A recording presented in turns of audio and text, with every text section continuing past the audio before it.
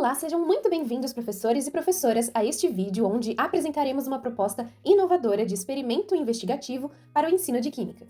Neste vídeo, detalharemos sobre a história, os materiais necessários e demonstraremos o passo a passo de como os alunos podem desenvolver a autonomia e o pensamento científico através de uma investigação completa, dinâmica e repleta de conteúdos essenciais da Química.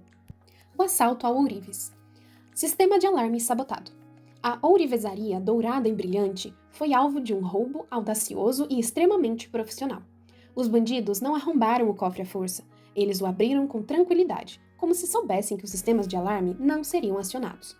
A pista crucial foi encontrada dentro da sala do cofre, perto dos sistemas de ventilação, um resíduo branco e pulverulento como um pó fino. A perícia inicial acredita que os criminosos usaram esse composto para criar um deserto instantâneo, manipulando o clima interno da sala para sabotar os sensores do cofre. A hipótese da polícia. Cofres de alta segurança monitoram umidade e temperatura.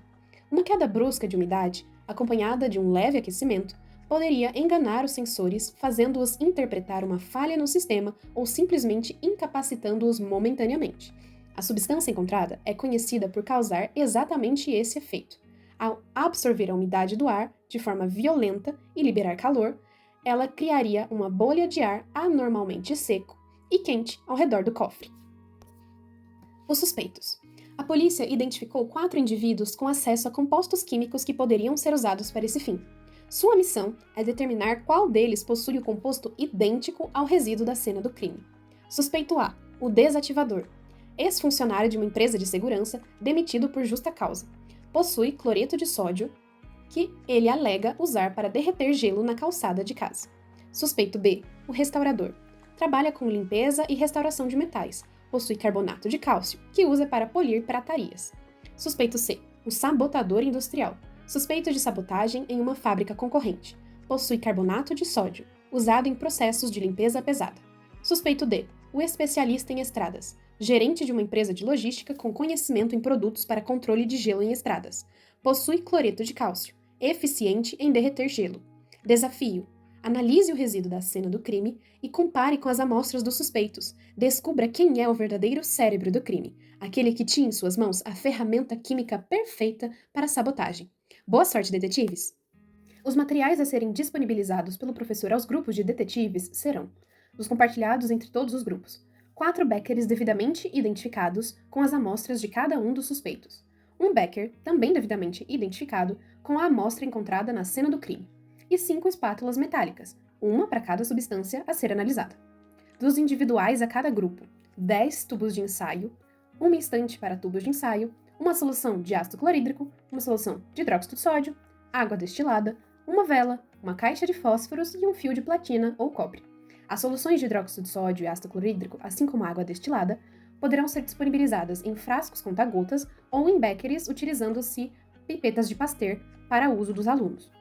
As concentrações podem ser variadas de acordo com a disponibilidade do professor, mas indica-se que sejam utilizadas de até 1 molar por segurança de todos os envolvidos. A partir dos materiais disponibilizados, os alunos podem recorrer a 4 tipos de experimentos diferentes na ordem em que preferirem: a solubilidade em água, a reação com ácido clorídrico, a reação com hidróxido de sódio e o teste de chama.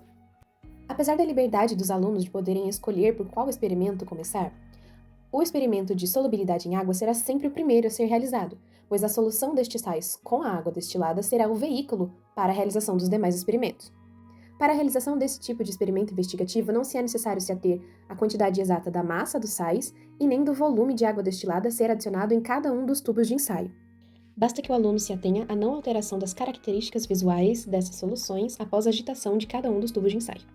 Cada experimento foi pensado para que os alunos possam identificar e eliminar ao menos uma das substâncias em cada etapa.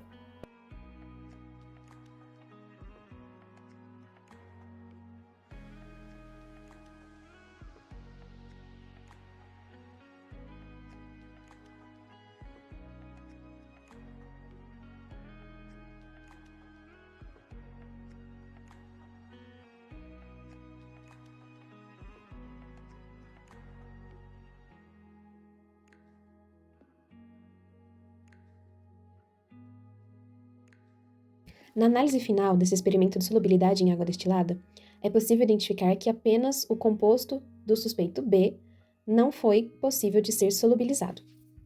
Nas soluções presentes nesses mesmos tubos de ensaio, é possível realizar um dos demais testes, sendo com ácido clorídrico, hidróxido de sódio ou o teste de chama. A partir da análise dos resultados do experimento anterior, os alunos podem optar em realizar um novo experimento nos 5 tubos de ensaio ou optarem por eliminar um dos tubos de ensaio, cujo qual a solução não atenda aos mesmos critérios e características encontrados para a solução suspeita, encontrada na cena do crime. Aqui optamos por realizar como segundo experimento a reação com ácido clorídrico.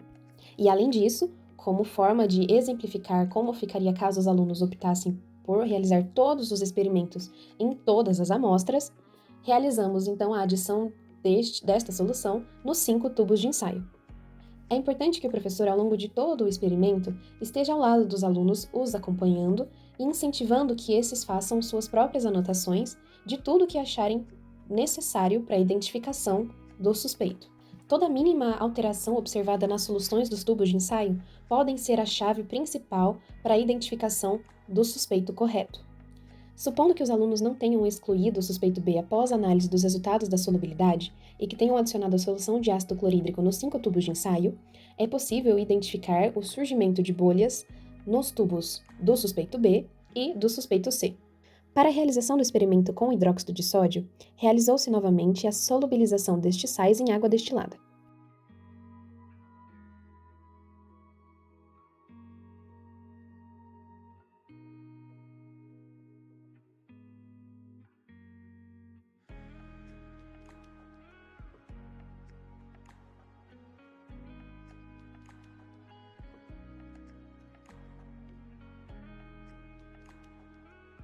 Supondo novamente que os alunos não tenham excluído o suspeito B após a análise dos resultados da solubilidade em água, adicionou-se hidróxido de sódio nos 5 tubos de ensaio, sendo que, uma vez que a solução disponível para este exemplo era de 6 molar, adicionou-se apenas uma gota em cada um dos tubos.